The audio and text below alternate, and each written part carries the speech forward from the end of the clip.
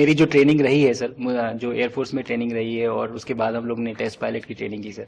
तो मैं एयरफोर्स में जब गया था तो मुझे लगा था कि पढ़ाई नहीं करनी पड़ेगी, बट मुझे इसके बाद बहुत पढ़ाई करनी पड़ी जो मुझे पता नहीं था।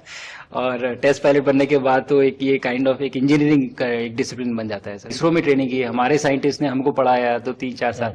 तो मुझे लगता है कि हम लोग काफी अच्छे से तैयार थे सर इस मिशन के लिए जब पहुंचे। मैंने जो आपको होमवर्क कहा था तो उसका क्या प्रोग्रेस हुआ है?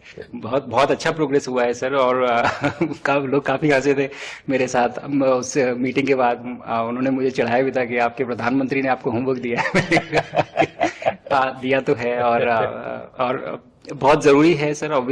हमें इस बात का आभास था, मैं गया ही इसलिए था। मिशन तो एक सक्सेसफुल हुआ है सर, हम लोग वापस आ गए हैं, लेकिन ये मिशन अंत नहीं है, मिशन तो शुरुआत है। तो अरे तो मैंने उसी दिन भी कहा, आपने उस दिन बोला था ये सर हमारा कि पहला कदम है। पहला कदम है सर। तो इस पहले कदम का मेन जो उद्देश्य था वो यही था कि हम कितना कुछ इससे सीख के हम वापस ला सकते हैं सर। लेकिन सबसे बड़ा काम होगा हमारे सामने, एक बहुत बड़ा एस्ट्रोनॉट का पूल होना चाहिए हमारे पास सर। हमारे सामने 40-50 लोग सर। रेडी इस प्रकार का। सर। अब तक तो शायद बहुत कम बच्चों के मन में होता होगा, हाँ यार ये कुछ अच्छा है। सर।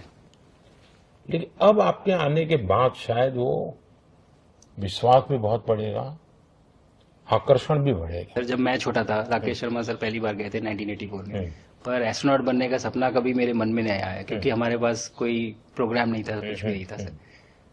बट मैं जब इस बार गया सर स्टेशन में तो 3 बार मैंने बच्चों से बात की। एक बार लाइव इवेंट था सर और 2 बार रेडियो के थ्रू उनसे बात हुई। और तीनों इवेंट में सर एक बच्चा था हर इवेंट में जिसने ये पूछा कि सर मैं कैसे एस्ट्रोनॉट बन सकता हूँ।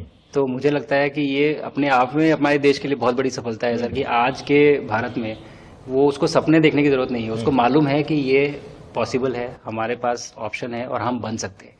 और आपने जैसा कहा सर कि ये जिम्मेदारी है मेरी, मुझे लगता है मुझे बहुत मौका मिला कि मैं अपने देश का रिप्रेजेंट कर पाया हूँ। और अब ये मेरी जिम्मेदारी है कि अब मैं ज़्यादा से ज़्यादा लोगों को यहाँ तक पहुँचाऊँ। अब